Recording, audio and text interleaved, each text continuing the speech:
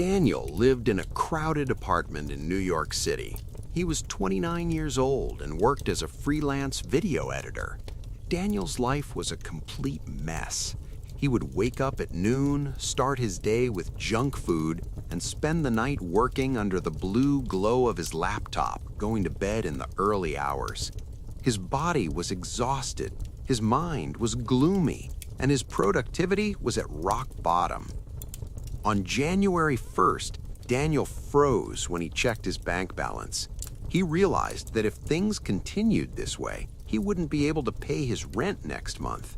He gave himself a single 30-day challenge, either change or fail. Days 1 to 10, the struggle begins. On the first day, Daniel set an alarm for 5 a.m. While all of New York City was still asleep, he fought with himself to get out of bed. It was freezing outside. For the first few days, he had headaches and his body resisted, but he had promised himself that he would wake up before sunrise.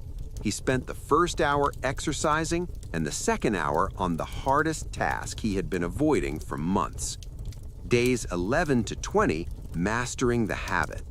By the second week, Daniel noticed a strange change in his body. He realized that those 2 early morning hours felt like 4 regular hours. No emails, no notifications, no noise from people. He became so focused on his work that he finished half of his day's tasks before 8 a.m.